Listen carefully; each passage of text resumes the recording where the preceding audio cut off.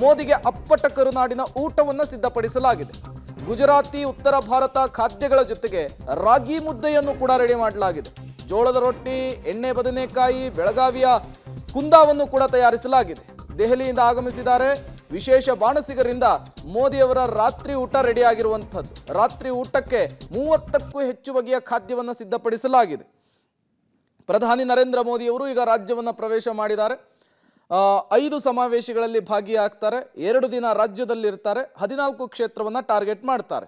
ಇನ್ನು ಪ್ರಧಾನಿಗಳು ಇವತ್ತು ಇಲ್ಲೇ ವಾಸ್ತವ್ಯವನ್ನು ಹೂಡಲಿರೋದ್ರಿಂದ ಅವರಿಗೆ ಇಷ್ಟವಾಗುವಂತಹ ಖಾದ್ಯವನ್ನು ಮಾಡಬೇಕಾಗುತ್ತೆ.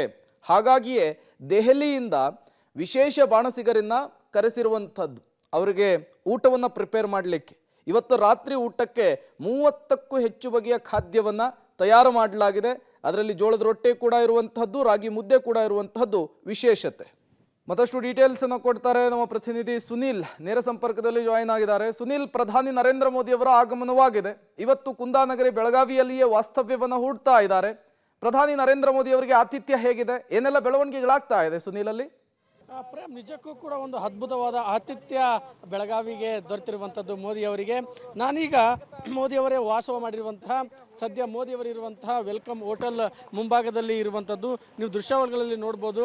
ಹೋಟೆಲ್ನ ಮುಂದಗಡೆ ಬಿಗಿ ಪೊಲೀಸ್ ಭದ್ರತೆಯನ್ನು ಹಾಕಿರುವಂಥದ್ದು. ಈಗಾಗಲೇ SPG ವಶಕ್ಕೆ ಪಡೆದುಕೊಂಡಿದೆ ಹೋಟೆಲನ್ನು. ಹೋಟೆಲ್ ಒಳಗಡೆ ಮೋದಿಯವರನ್ನು ಬಿಟ್ಟು ಬೇರೆ ಯಾರೂ ಕೂಡ ವಾಸವಿರುವುದಿಲ್ಲ. ಅದರ ಜೊತೆಗೆ ಭದ್ರತಾ ವ್ಯವಸ್ಥೆ ಮಾತ್ರ ಜೊತೆಗೆ ಇರುವಂಥದ್ದು. ಇನ್ನು ಮೋದಿಯವರ ಒಂದು ಊಟದ ಉಪಚಾರವಾಗಿ ನಾವು ಆಗಲೇ ಮಾತಾಡ್ತಾ ಇದ್ವಿ.